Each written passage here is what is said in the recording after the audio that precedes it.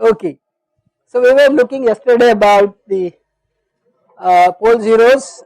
We will come back quickly for some few minutes about that again. Okay, if you take, please, if you take an arbitrary function x plus jy, the phase of this function will be tan inverse y by x. Please remember what I am saying. I am taking an arbitrary function f is equal to x plus jy. Okay, then the phase for this function is tan inverse y by x, and we call that as a phase angle theta, and we can see substitute some values. If y is x, tan inverse 1 is 45, if y is 0, tan inverse 0 is 0, and if x is, y is very large, in closing to tens and hundreds, tan inverse infinity is 90 degree. So it approaches 90 degree, it does not reach 90 unless it is infinite, but to say it, that means one can say y is large, the phase is 90, if y is 0, phase is 0, and if y is 1, y is equal to x essentially what I mean, then it is 45. Okay. So you can see the phase will vary from where to where, from 90 towards 0 degree as the omegas vary, okay, as the frequency, let us say similarly we can write omega by omega 0. So as the frequency changes, and you can see for every 10 times the frequency, the phase shifts by how much? 45 degree. Okay, you can do 45 for this, 0.1 is very small, so 0, 10 is very large, so 90. So you can say what was the gain function was changing with frequency? 20 dBs per decade, and what is the way phase will change? 45 degree per decade. So every times the frequency changes by 10 times, the phase will go down by 45 degree and gain will also go down by 20 degree. Is that okay? So this is something you should realize, that every gain fall, okay, will be associated with phase going down. Okay, so from 90 to 0 it will actually run down, and typical figure which for a what we call as a phase diagram, phase response is, this is I am plotting theta versus frequency. So different frequencies, you have phase. So what are these points? These points are the same points at which gain was changing from say 20 dB to 20 plus 20, 40 dB plus 40 dB. So every time it follows 20 dB per this, phase also will follow. Is that clear? And that is this together, and same corner frequencies as they were, together this amplitude diagram, that is the magnitude in dBs and phase in theta, is called Bode's plots. Okay, these two are together called Bode's plots. Please remember, we actually should do as asymptotic values, real life, but since we are not interested in how much exactly at this frequency, otherwise we want to know from where it falls, where it becomes 0, those 2 or 3 major frequencies we want to know. So these were called corner frequencies, and Bode suggested that for any stability, as we shall see later, the things we want to know, what are the corner frequencies. By mathematics, the day one, what are these corner frequencies we said? They represent poles, the transfer function, that is transfer function becomes infinite at that value of frequency. Okay, we did not talk in this so far anything about zeros. Okay, we did not talk it. So a simple case can be thought. Let us say I have a pole, let us say magnitude some function, and it has a pole somewhere here at some frequency we call omega p1, and let us say at the same point I have also a 0, that is the numerator also becomes 0 at the same frequency, some reason. Okay. Then from here up to this it will be same, and 0 will be actually going plus 20 dB because it is numerator, so the value will increase 20 dB per decade, this is minus 20 dB per decade. So after omega 1 P1 equal to omega, or which is I am using same, what will be the actual gain? Actual gain will remain constant. Is that idea clear to you? 0 means the numerator, and if you do same thing as we did for pole, every decade of frequency the gain will increase by 20 dB. For a pole it will decrease 20 dB down. So from this frequency onward, plus 20 and minus 20 will keep cancelling per decade. Is that clear? Is that clear? But let us say there is only single 0 here and there is another pole occurs here, which is say omega P2, and there is no other 0 then. So what is the slope of this? Can anyone tell me the second pole down? Minus 20 for this plus another 20 from the other pole, so it is minus 40 dB per decade. But that means at this frequency gain will start, because this 0 will actually put it to 20 dB per decade all the time. But what is the gain falling now here? Minus 40 dB. So the together if I do it, then from this point onward you will have minus 20 dB per decade. Is that point clear? I repeat, I have 1 0 and 1 pole at the same frequency, so they compensate. The word is compensate, okay, 0 compensates pole, or also in other word 0 nulls the pole. Null means cancels, okay, it nulls the pole. This is called pole 0 compensation. This is why I am showing you this initially, because I want to tell you we want to actually increase gain for higher bandwidths. So there are possibilities in which the pole, what is the bandwidth essentially means? What is the definition of a bandwidth I give? Till which the gain is constant. From this frequency down the gain is not, if there is no 0 gain would have fallen, so this is our initial bandwidth. But if you have a 0, this will continue, bandwidth is increasing. So if I cancel a pole, I have actually increased the bandwidth.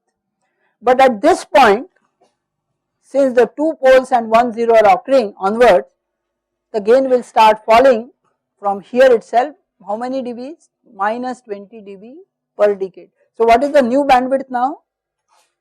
Omega P2, because beyond that only gain will start falling. So by circuit way, if a device is fixed, I do not have play on that, but I can have now a circuit. If I can create my choice zeros and poles, okay, then I can tailor my frequency response of an amplifier. Is that point clear? By deciding where should I have my poles and zeros, of course they will be limited by the intrinsic property of the transistor, how much is GM, how much, whatever biasing you did.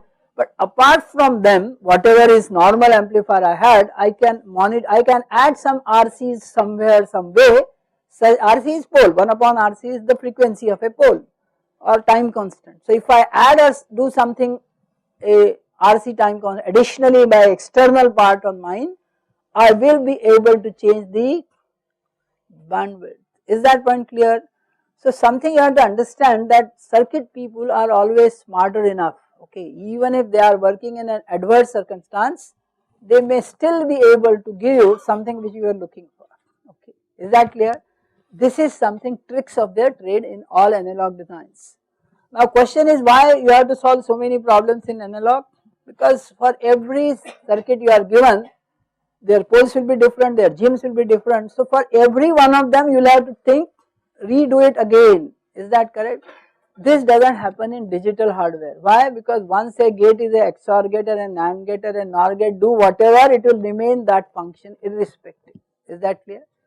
In analog this does not happen, and therefore it is challenging in a way that every problem you have to take it independently. There is no some, of course theory is correct, rules are known, but you will have to solve for every case to do something what you are asking for.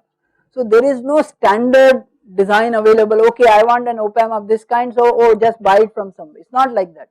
For that require, I'll have to redesign all of it. You say something change, I'll have to redo it again, okay. That is why analog designs or analog circuit are much more interesting, if I say otherwise, than the digital. So is that why we are doing all this? Because we should be able to tailor our bandwidth for the use. Someone wants to use at 100 megahertz, what do? I have only one circuit and I have to play games on that, okay. So there are tricks which you should be able to know, and we will see there are not one, there are three kinds. But when we do all this, there is another term which we will add later, which is called stability. This word we shall come little later after feedbacks, and we will say if you do some mischief otherwise the way I have shown you, it may lead to unstable situations, okay, and we will see why they are called unstables, okay. So it is not that you can do randomly anything and get away, you have to suddenly you find amplifier is not giving constant gains or its signals are shooting like left and right, okay. So this stability is another parameter, and that time we say we will use another theory which is feedback, okay. To stabilize a circuit I may use feedback at the cost of something, and I may use some zero pole compensation technique or something to improve the bandwidth even then, but something I may lose in doing all of it, is that correct? So please remember, there is nothing, there is no free lunch as we say, or there are no free lunches. Same in circuit, you cannot achieve something greater unless you give somewhere something, okay. So at every point what is at stake, that is asked for, and what then I can give you, okay, if you do not mind here then I will give you this, okay. So this is what analog designs are of interest to everyone, because they are, you have to keep thinking this spec should not go too low which is demanded by them, or it should not, still you want employee say okay if you give me 10% here I will give 50%, accept it, like this. So there are design issues which this course as I say we are not really looking into, but I just want to give perspective of this course, because why are we doing this analysis so many times, because at the end I have to design somewhere a hardware for them, okay. That is electronic engineer's job, that we should be able to design a system for them. It may go on finally on a single chip, that is another issue, but design has to be first formed, okay. And therefore the tricks of analysis must be known to actually design a hardware, okay. That is why we are actually looking into theory much seriously, okay. Okay. So having told you, we have discussed first day one pole circuit, here is another circuit, okay. So how many capacitances were there in our first circuit? One capacitance. So how many poles it gave? One, because one RC time constant gives me one pole, is that clear? We have not yet discussed zero, we will see how zeros appear, but right now we are only looking into poles, okay. Now I have another circuit in mind in which we have two poles. Why two poles I say? How many capacitance should I have for two poles? Two capacitors, two time constants I must be able to create to have two poles. So here is a circuit which is called a two pole circuit. I have an input source which has a series resistance Rs, and I put another capacitance Cs in series to this. This S really is series word, okay. Then there is a resistance Rp which is in parallel, shunted by a capacitance Cp, okay. Is that okay? A simple circuit. There in one time what we do, either we had this or we had this. Now I have put both of them.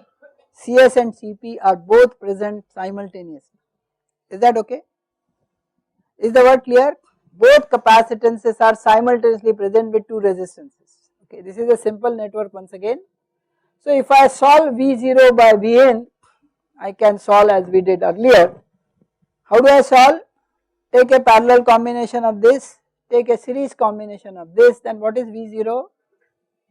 This upon this plus this into Vn. Is that correct? What is it equivalent to saying? Z1, of course you should not say resistance, Z1, Z2, this is V0, this is Vin.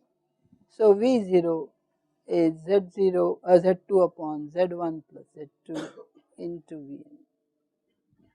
Is that okay? So I calculate this, I calculate parallel combination of this, and then just take a ratio of that, it's called potential divider, okay. Just divide it and you will get V0 by Vn as the transfer function. And what is the transfer function? Here we are looking, it's a voltage gain. Why it's called voltage gain? because V by V, output by input voltage. So the transfer function here is AVS, and why I am talking of this S word, because it's a frequency dependent term. Capacitance into S is the 1 upon CS is the impedance of the capacitance, or rather CS is called admittance of the capacitance. Okay. So if I do this V0 by Vn, and if I define two time constant, tau s is Rs plus Rp into Cs, this S is subscript, okay, otherwise it will, no, it's not subscript, sorry. No, it's okay, it's not, it's a subscript, okay, or maybe I should rewrite Cs, and the other is Rs parallel Rp times Cp. Do you get the point why this, how this parallel combination will come? If I see a resistance from the Cp side, what is the resistance Cp will see? When I see from output, what should I do? Vn should be grounded.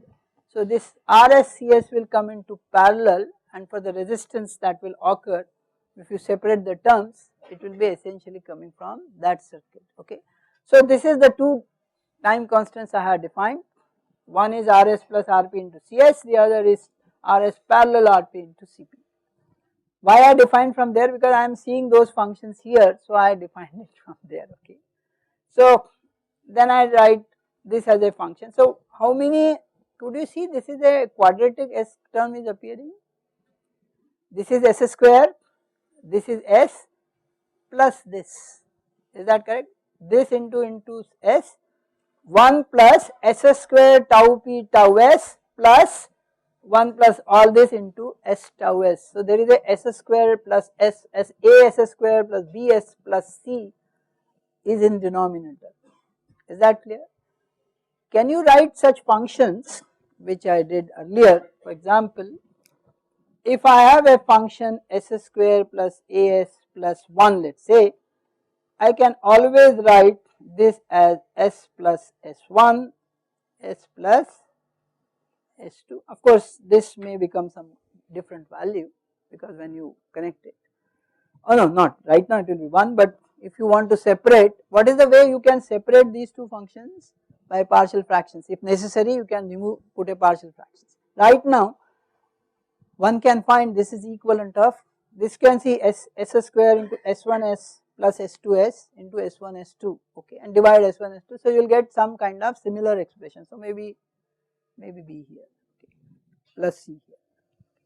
So I can see any such quadratic term in denominator can also be represented as this. If I take S1, S2 outside, then I can write S upon S1 plus 1, S upon S2 plus 1. You can also write this way. Is that correct? Please remember S1, S2 are constants, so I can take them out, and then I can get a function which is 1 plus S is omega. S1 will be also in terms of another omega. So 1 plus omega by omega 1 plus into 1 plus omega by omega 2 kind of function I can create if I have a transfer function denominator of this form. Is that clear? So whenever there are two capacitance, how many poles it will give? 2 poles. Is that correct? S square term appearing will always give you 2 poles. Is that clear? So this fact has to be understood. Whenever there are two time constants involved, there will be 2 poles. Please remember, it may also create a 0, which in this there is, I am avoiding, there is no equivalent source I have put to create a 0 for that, but I can see I can add a 0 also by some other trick. Okay, but right now assume that there are no zeros here. So this fact has to be understood. As soon as you write the transfer function and you get a S square terms in the denominator, S square plus S plus something, you can always represent this as a product of two such S plus kind of terms, and they say there are 2 poles S1 and S2 may occur. Is that clear? This is the method of solving any circuit, any transfer function. Now why I say any? Because it is voltage by voltage, tomorrow it may be voltage by current, third time it may current by voltage or current by current, or it can have a mechanical system, velocity force connected. It can always, this is the control system part, anything has a transfer function, output by input. What is the stimuli? Stimuli, you understand, any energy source you put, any stimuli is immaterial for us. okay. Transfer function has nothing to do with voltage, current or something, it can be true for every one of them. However, in our case we are only looking into electrical functions, is that okay? So this technique is universal, is that correct? This technique is, yes. Okay, if S is j omega, so j omega by S1 will be constant, so 1 plus j omega by S1, now you can find its magnitude and pole very easily, is that correct?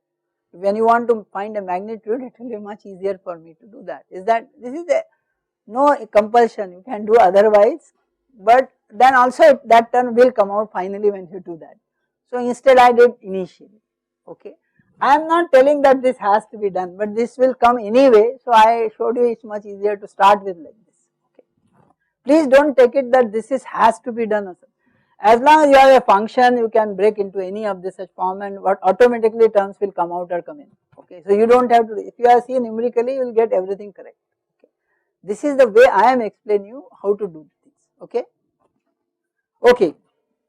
So having shown you this transfer function, I have done this, I am not going to solve it fully, but just to give you some idea on that. So one can see tau s, which is essentially Rs plus Rp into Cs, is called open circuit time constant. Is that word, why it is open circuit, what does it mean? 1 upon Cpw is infinite, that is the impedance at the output from the capacitance P is open, much larger. So where it can occur, assuming Cp's and Cs are equal values are not very different, where it can occur, at higher frequency or lower frequency? Much lower frequency, 1 upon Cpw will be much higher, whereas if you see the other time constant which is Rs plus this comparatively, so this as I say is called open circuit time constant. By similar logic, we can say tau s represent time constant associated with Cs, and the is called short circuit time constant, sorry, tau s is also called short circuit time constant. Why it was called short circuit? If you short circuit the output and see what is the time constant, it is RSCS related only. So it is related time constant only to RS and only to capacitance Cs and not to the Cp. So this fact that I can define, sorry, oh I am sorry, oh sorry, that was similarly tau p is called short circuit, I am sorry, I wrote it correctly and then in hurry I said something wrong. Similarly, by similar argument I can say tau p is called short circuit constant because at that time the series capacitance I want to short. So where this can occur, very high frequency, is that clear to you? 1 upon Cs omega will become close to 0 only when omega is very high, omega is very high. So what do you get now? Two separate frequencies from this frequencies, one is very low frequency, other is very high frequencies. So one can see if they represent some way the poles, the one pole is very close to 0 side, the other pole is very far away from this other side, it is going towards infinite side as well. Is that clear to you? So whenever there is a capacitors available, depending on of course the value of Cs and Rp and the frequency Rs Rp frequency, one of the pole may be dominant over other. Which is the dominant will come from here? 1 upon tau p will decide or 1 upon tau s? I just said, if S is infinite, only then this will start dominating and this will short circuit. That means the pole which is decided by much higher frequency, the other term dominates. At much lower frequency Cp is going away, it is only Cs which is dominating. Is that correct? So one can say the poles and zeros are normally not at same values, they will automatically get split. This is called splitting of poles. What is it called? Splitting of poles. This is a theory I am trying to, why I brought this circuit. So another technique which I am going to use, by proper choice of Rs, Rp, Cs, Cp, what can I do? say initially, let us say some simple figure I can draw again for the same thing which I am doing again. Let us say on a, I will come back to it. This is my omega P1 and this is omega P2, this is dominant, this is lower, this is low and this is high. But I can change the both side. What can I do? I can bring this on this side and can bring this on this side. I may actually bring them together, or I can also shift the first pole towards lower side, a second pole, and first pole I may shift out. This is called pole splitting. I can actually decide which pole is dominant for me. Is that correct? How do I do that? By proper choice of R's and C's. This is another method what we will see later of a stability of a amplifier can be achieved by splitting poles. Okay. One method, what did I say? Nulling something. The other way I use is splits. Okay. And how do I split? By varying the values of typical RC networks which I put there so that I can change my pole positions. Is that correct? So these two techniques, there is another one will come when you finally. So is that technically you understood that these are not constant per se. For a given circuit in analysis we will just solve it, whatever values come. But in real life if someone asks me, no I want here, then I will think what should I do now additionally that I can do what he is asking for. So to do this is called design. What is design? The customer tells me I want this and I am asked to design for him. But to design I must know what should I do that I can meet his specs. Okay.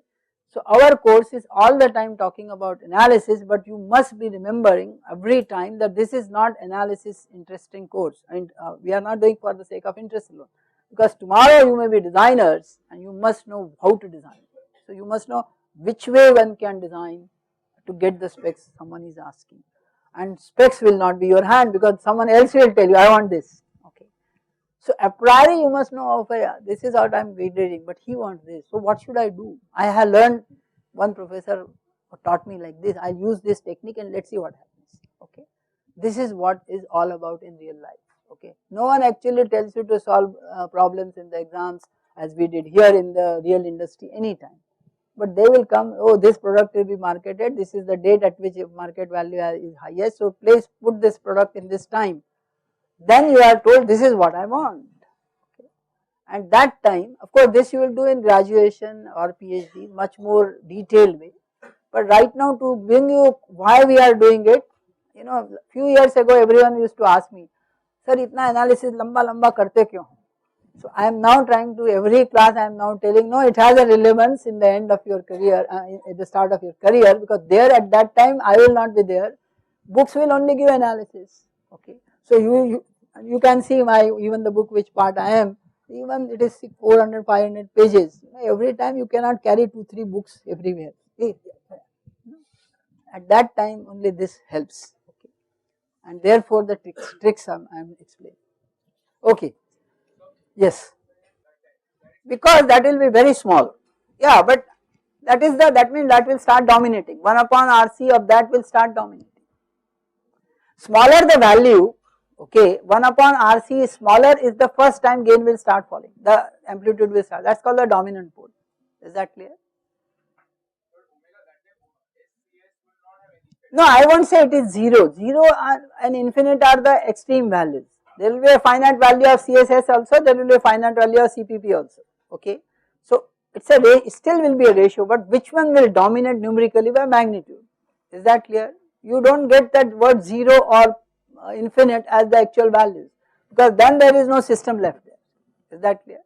That is why many times I show you an arrow to you tending to infinity, okay, tending to 0. Okay. Because otherwise if it is shorted and open, then there is no component there, what to show on that? Okay. Is that clear? Okay. Having told you, if I show you these two frequencies which I just talked, one is called FL 1 upon 2 pi tau s, the other is called FH 1 upon 2 pi tau p. The first one, since being lower, it is called the lower corner frequency, FH is called the upper corner frequency or higher corner frequency. And if I plot the gain versus frequency by Bode's technique, we are not plotted full Bode right now. I figured out what are the corner frequencies. So one at here, one at here. In between we say the value of V0, Vs is constant. Below FL the gain will fall. Beyond FH also gain will fall. V0 by gain means V0 by Vn, both side it will fall. So what is this frequency from FL to FH should be called? Where V0 Vs is constant is called mid band, or essentially the bandwidth, or essentially called the bandwidth. In most cases FL may be very small, close to say 1 Hertz or 10 Hertz. Is that clear? In many cases the lower cutoff frequency may be as low as few Hertz. Okay.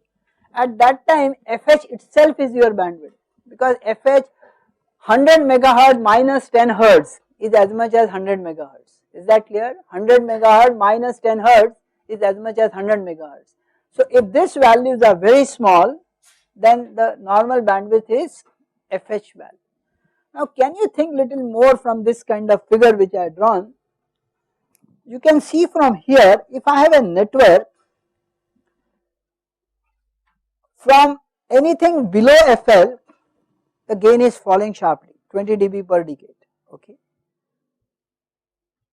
And just forget about FH right now, anything ahead the gain is higher, constant.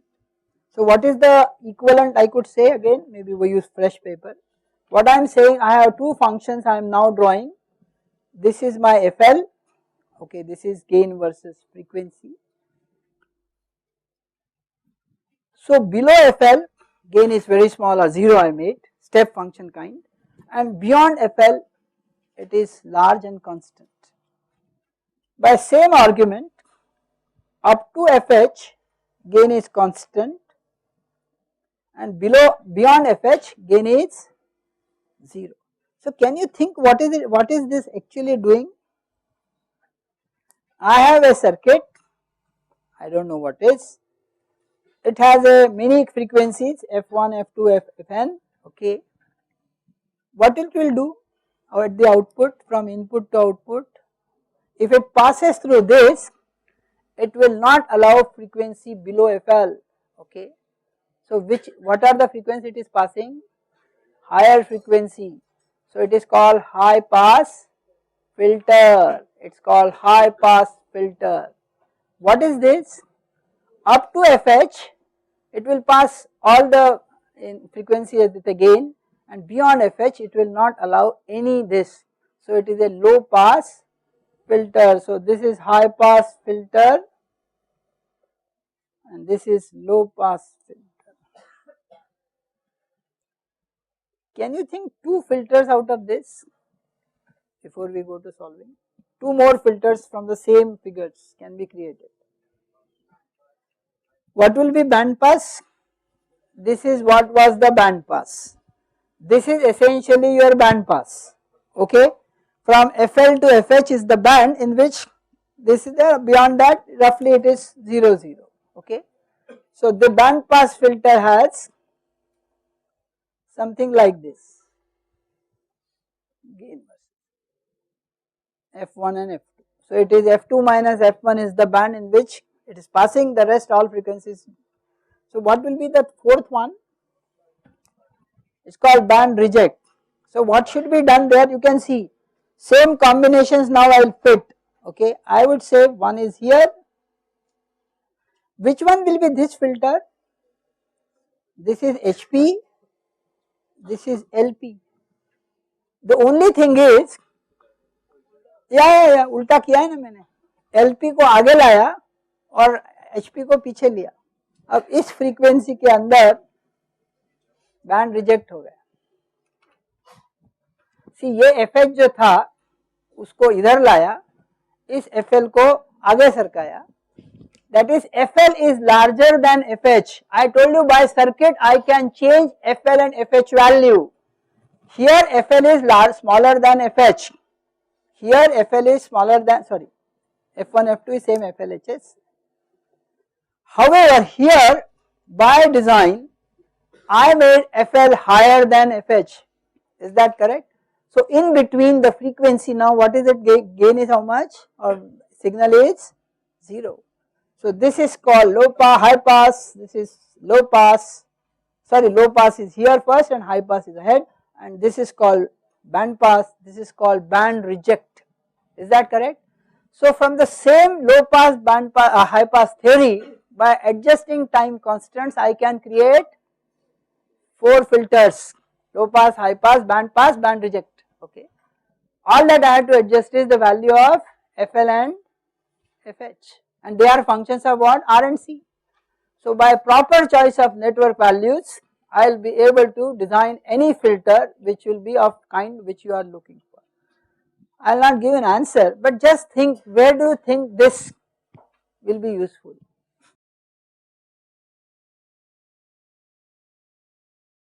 Okay. एक और filter है, ये जरा interesting है. I bring F1, FL, FH very close. Okay, I bring FL, FH very close. Maybe here. So I have transfer function versus.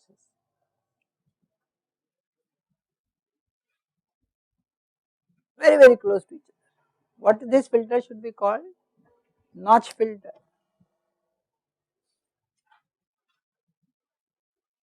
So in all of this game, what is important?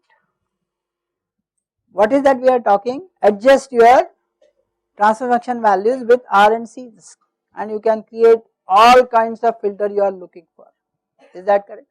There is another filter which we will study properly. It's something like this. What is it called? All pass. Now question arises, why such a filter is required at all? Okay, is that clear? All pass. Okay. All frequency passes. Still we put that filter.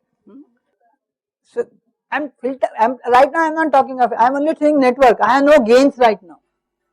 I am only talking transfer function V0 by Vn. There is no amplifier, there is no transistor, right? Amplification can only come if there is an active device. In this, anywhere did I show you any transistor? No, these are only transfer functions.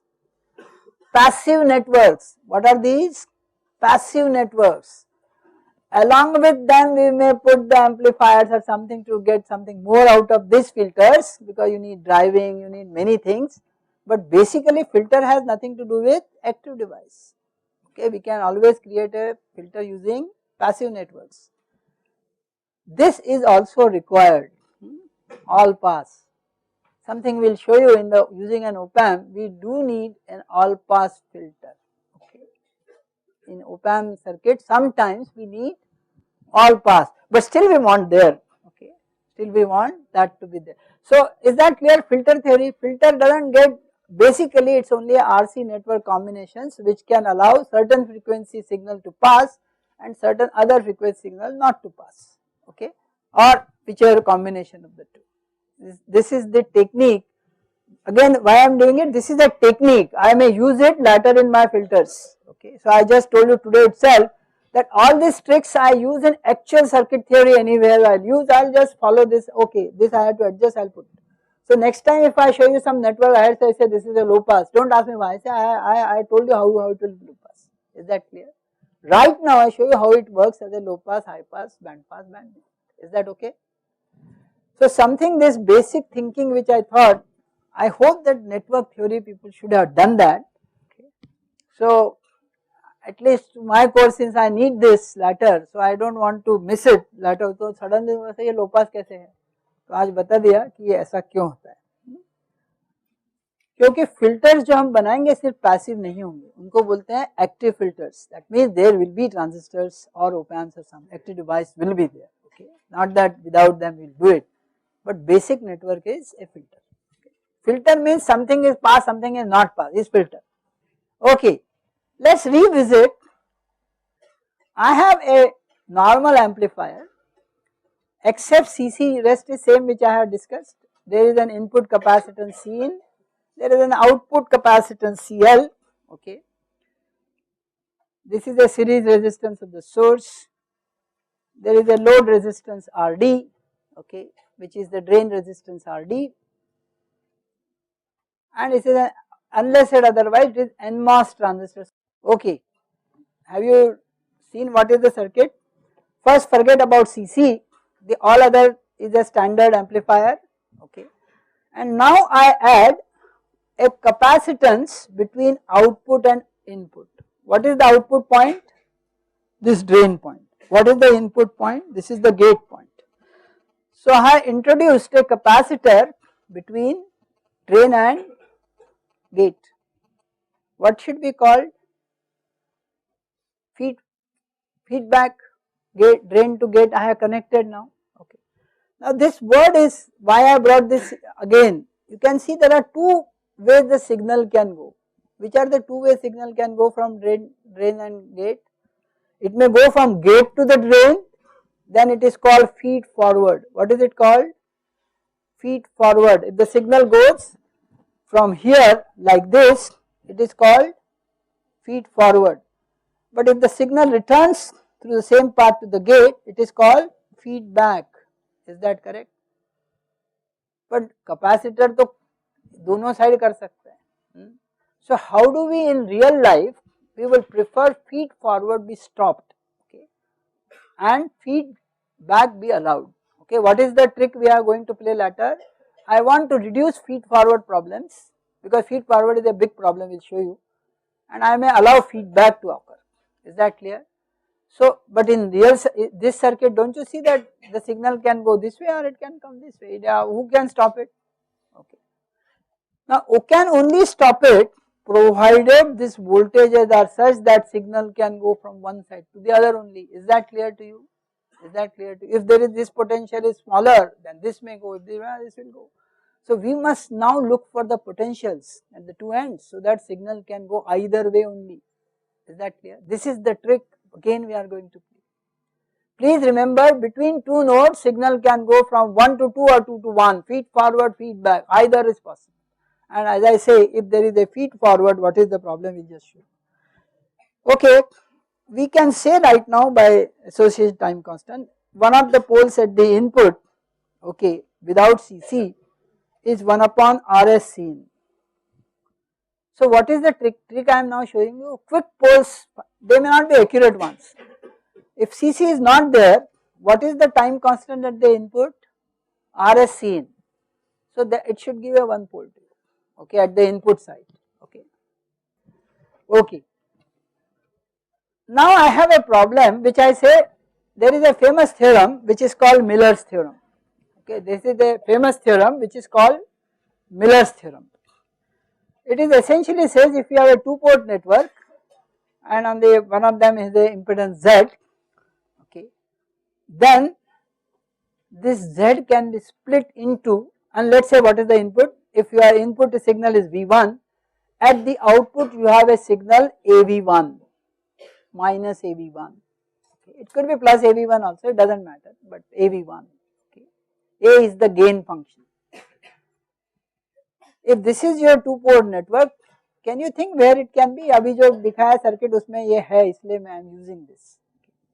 You have a signal V1, at the output you have amplified signal AV1, okay, and in between output and input there is an impedance Z.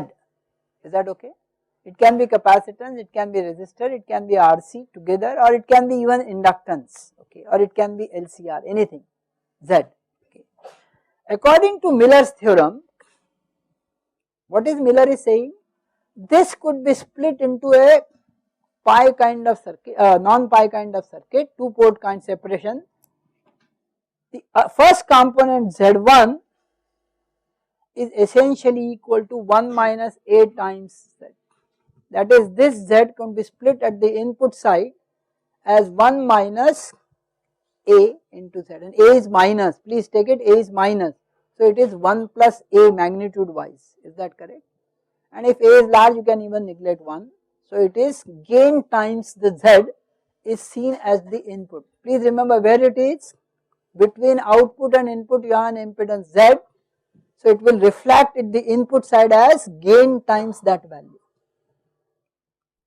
Please remember this minus is plus, actually A is minus, so 1 plus A have magnitude wise. Is that clear? A is minus, so 1 minus A is 1 plus magnitude wise A.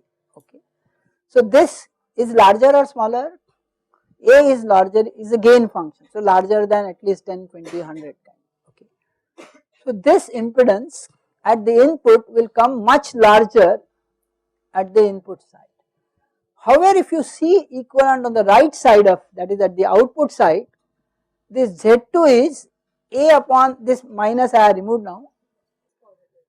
A is positive, 1 minus A is 1 plus A. Both minus now. A is minus. A is minus. No, A is positive here means this with minus A is the gain. A is equal to minus V2 by V1. Assume there is a phase shift in all transistors. Okay, this minus sign is only taken care for opposite sign. V0 is minus GMR. Is that correct? So it is that minus. A is positive, but that is the, so that's what I say. Okay, if you feel so much worried, okay, bas, ab theek hai. A is positive, is that okay now? So essentially it is gain times the Z will reflect at the input, but gain upon 1 plus A is how much? 1, almost 1, that way into Z will be reflected at the output. This is called Miller's theorem. So any such network connecting between output and input can be split into part in the input, part at the output. Please remember the condition of Miller's theorem, and if that is not true, then the Miller's theorem is not. How can I derive this? Can you do me? How can I derive this? Don't use these values. This is Z1, this is Z2.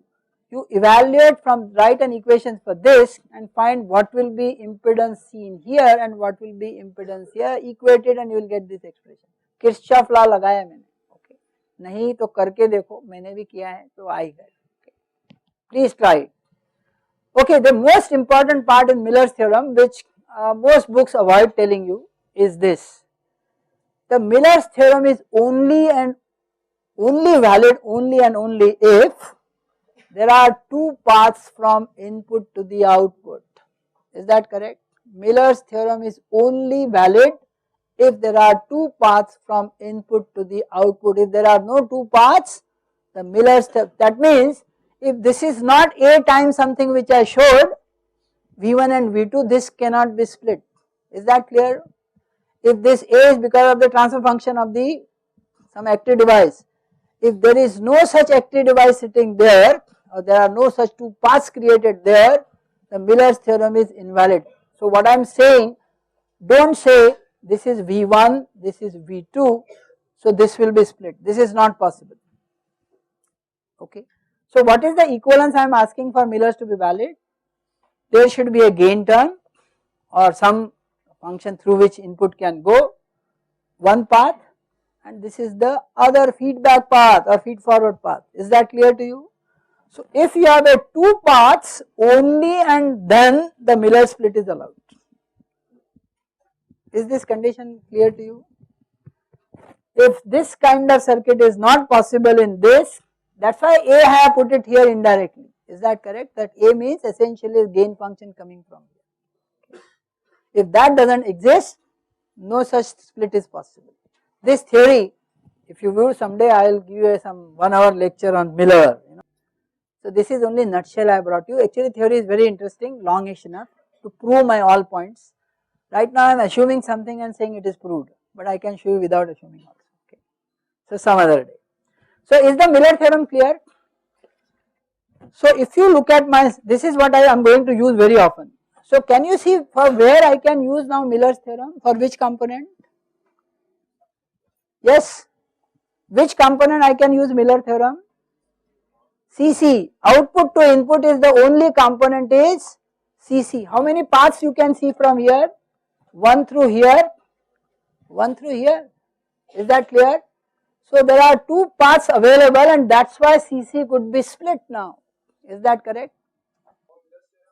Yeah, so CC's, I shall come to equivalent circuit. Yeah, your point of view is understood, but let's wait few seconds. Okay.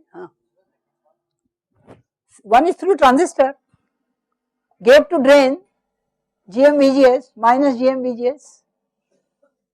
एक current तो transistor दे रहा है ना, gate में VGS लगाया तब drain current minus times आया ना उधर, एक पाथ मिला, दूसरा एक्सटर्नल पाथ दिया जो कैपेसिटर से जोड़ रखा है। तो दो पाथ की थ्योरी जो बोली वो दिखेगी ना, यही मिरर लग सकता है। यदि इसको हटा लिया, ट्रांजिस्टर वहां से हटा लिया, तो there is no mirror theorem. This fact has to be understood. You cannot split otherwise. Is that clear? So only when you see such things, then you say a split is possible. Okay? Okay. Yeah, it always corresponds to external feedback. In transistor, even internal feedback is always there. Which is the component which is always connected between gate and drain? CGD. CGD. So that is also there, but this CC I put it additional to CGD, so add CGD to CC. So total capacitance between drain and gate is CC, externally put by me. Okay, so I have now two paths, one the transistor, other through CC. Is that correct? And this will give me gain with a phase of minus 180 degree. Is that clear? And this will give another one. So I am now looking into this situation, and therefore I can say now CC is splittable. What is the amplifier gain in our case? Just look at it, leaving all capacitances. What is the amplifier gain? बिना कुछ सोचे बोलो ना, इस amplifier का gain कितना होता है? R0 इज इन्फिनिट मान लिया या बहुत ज्यादा है, तो GMRD minus GMRD parallel R0 if you wish. So the gain of this amplifier is minus GMRD. Please remember R0 is parallel with that, but since RDs are much smaller normally, I leave R0s, but in real life what should you write? RD parallel R0. Okay. Okay. So it is minus GMRD is the gain. Okay. So what is this value I got? That minus a word which you are seeing is this GMRD is the value which I got for the gain function. Okay. So can I now write an equivalent circuit using, I know the gain, I know CC, so I can now write an equivalent circuit. What I said so far is exactly what I wrote here. Okay. There is no difference in what I said. Okay. Is that okay? So Miller's theorem is valid for our case. Okay. So at the node 1, that is at the input side, what will be the capacitance seen now? 1 is C in 1. Please look at your circuit. What is the first capacitance? I have given input capacitance of a transistor C in 1. So that exists as it is. Please, what are the node 1 I am talking? The gate terminal I call node 1, the drain terminal I call node 2. Okay. So first is C in 1, and shunted by it, how much is the capacitance will be? 1 minus GMRD times CC, or 1 plus GMRD times CC plus C in 1 is actually the input capacity. Is it becoming larger or smaller? Earlier seen may be order of say 0.1 puff. How much? 0.1 or even less than that. Femtofarad, maybe 10 to 50 femtofarads. Let's say GMRD is 100. Okay. Let's say CC is 0.1 puff. So how much I am? 10 puff I am adding to some femtofarads. How much initial capacitance I have? Few femtofarads, C in 1. I have added 100 times CC, even if it is 0.1 puff I say, or 100 femtofarads, even then it will add now tens of puffs. So what is the way value capacitance has increased? Enormously. If there is a resistance here per se, equivalent something, what will be the time constant? Will increase or decrease? Increase. So the 1 upon time constant will increase or decrease? Decrease. Is that correct? Because larger 1 upon RC is larger, 1 upon RC is smaller. So अभी ये लगा कि ये just feedback में capacitance if you put, the pole on the input side will go lower value or higher value? Which side it will move? C has increased, 1 upon RC, C has increased. So P will become lower value. So the first pole has, if I would not have put this, let's say there is no CC. Where would have been my pole? R into C in 1. If I put a CC, where would the pole shifted? 100 times on the left, or whatever values actually. is that correct? Left means smaller, is that correct? So do you see that I am now tailoring my FLFH values by just putting a CC there.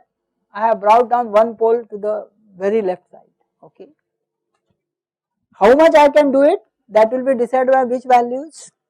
By the GMs, by the RDs and by the CC I connect. Generally I may not play too much on GMRD. Why I will not play too much on GMRD? Because that is the gain, I do not want to play too much on gain. So I will only change the value of CC. So CC may tell me where should I put my pole. Please remember Cn1 will be very small compared to CC1 plus this times CC. So essentially it is the CC which may decide the pole at the input, is that correct? Unless of course there are additional capacitances available at Cn1, is that point clear? Cn1 is larger than, you may see how much is parallel, total sum of that, but in case it is only CGS, then that may be smaller than 1 plus GMRD times CC, okay. And in that case we say CC may now start deciding the pole at the input side, is that correct? So have I tailored it? I changed it. This is what design is all about. I tailor it. I say okay, वो कहाँ चाहिए? इधर और डालता हूँ. Okay.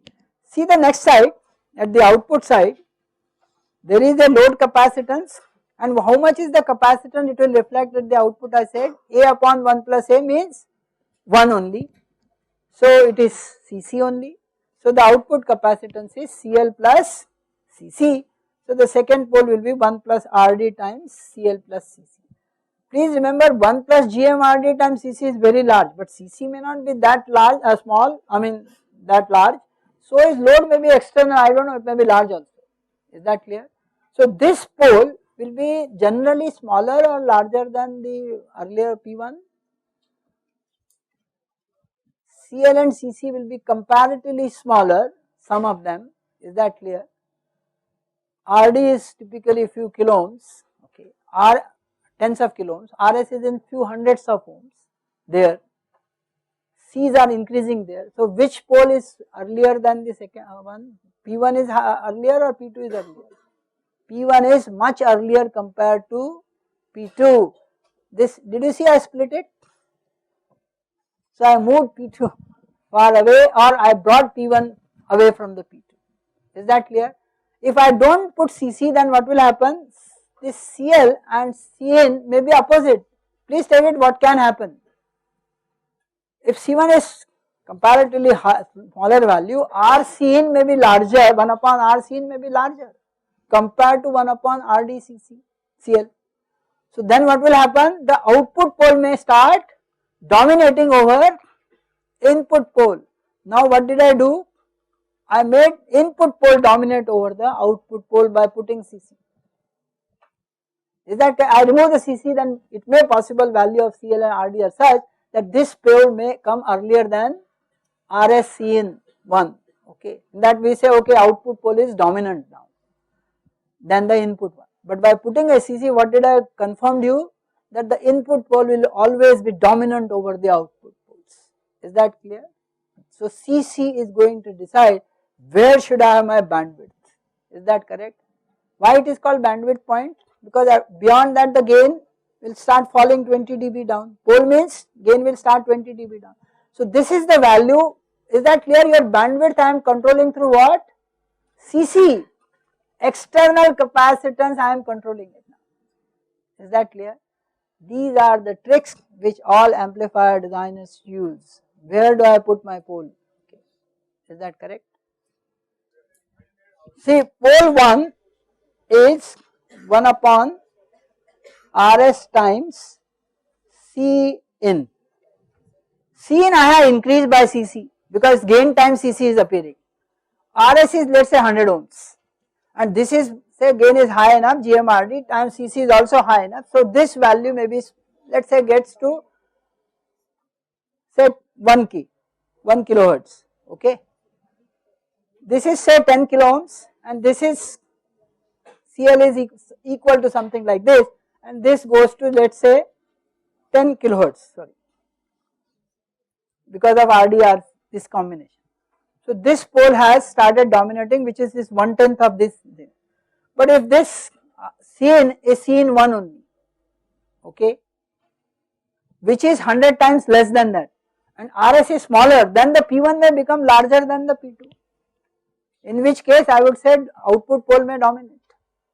But by putting CC, I guaranteedly said something that the input pole will dominate. Is that clear to you? So why I didn't want to try on the output side, can you tell me why?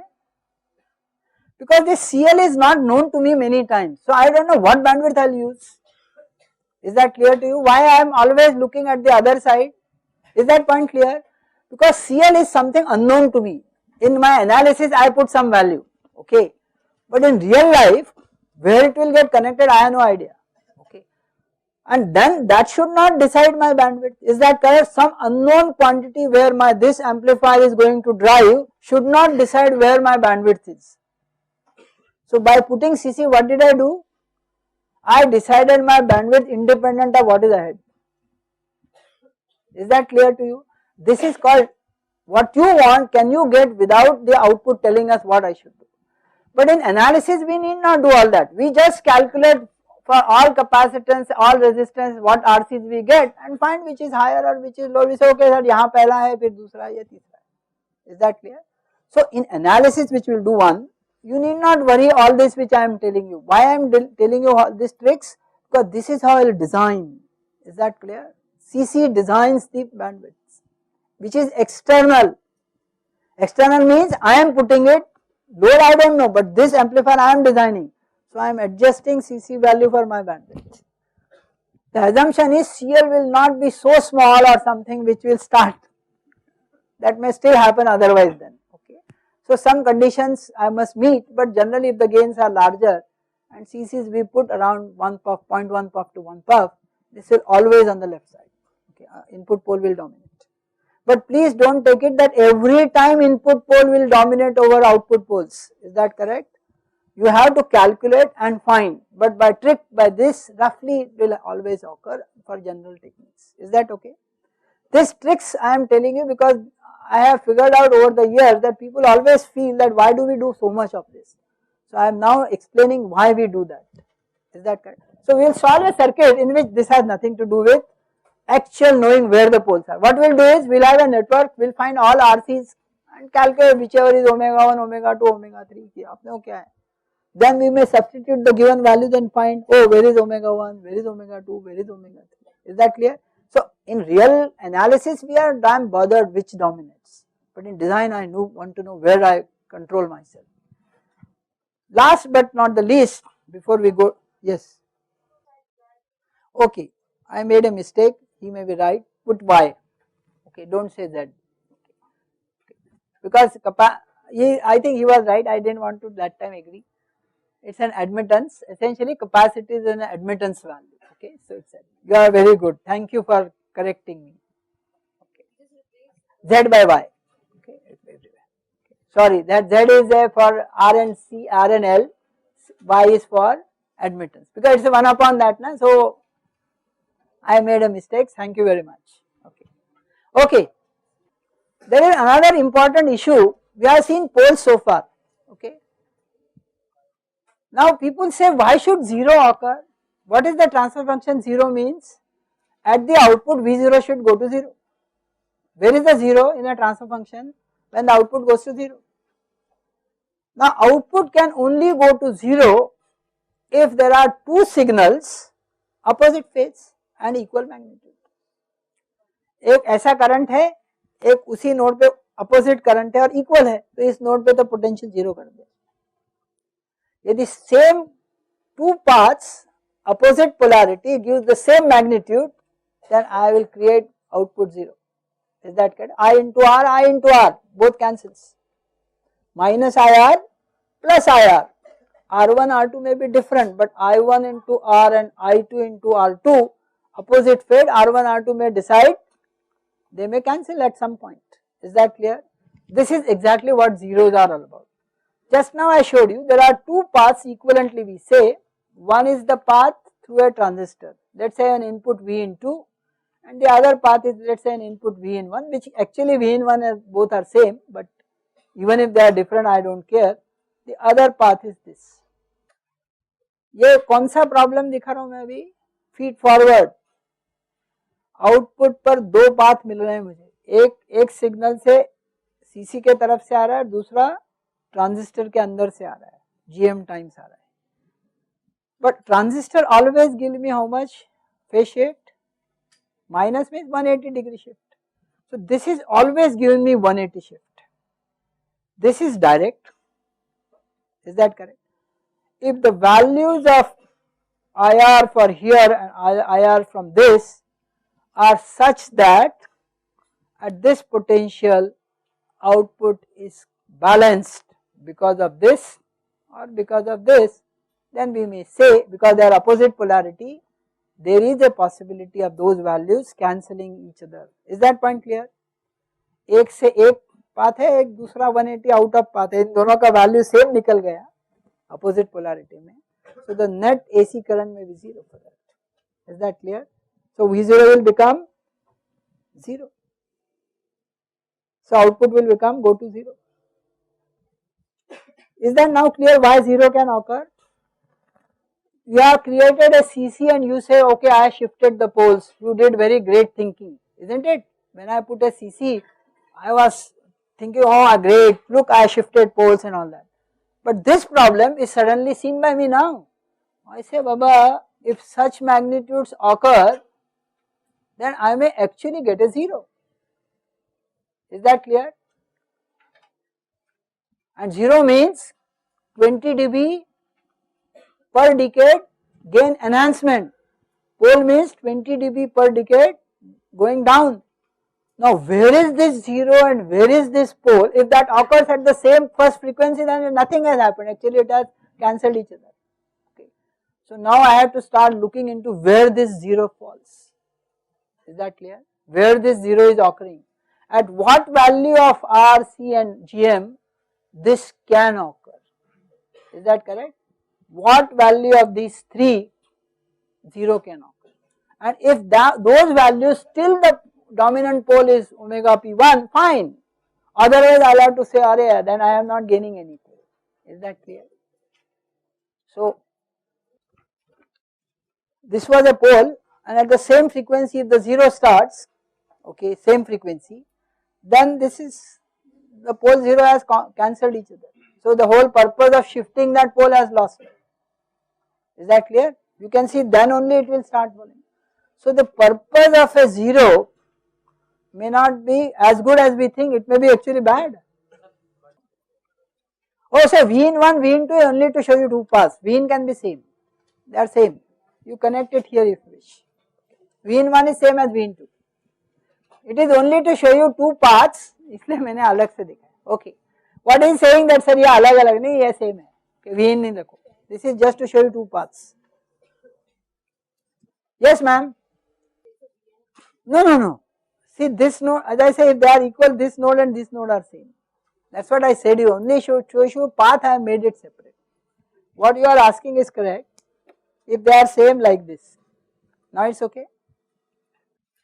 So the point I am trying to say that whenever there is a feedback capacitor between drain and gate, not only you will get a different pole, but you may also land into a 0. Is that correct? There will be a 0 associated with this feedback capacitance every time, and those values may actually change your Bode plot anyway.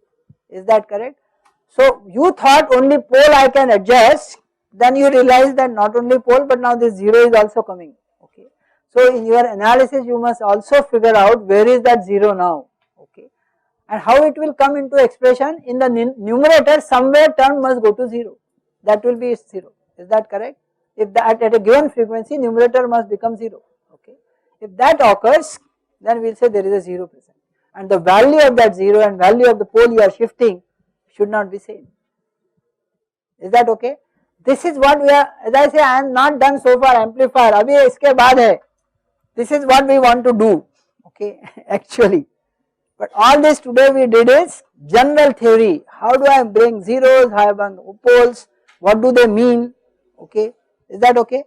So today we only did a general theory, okay, for poles and zeros. Next time we will do an amplifier and find poles.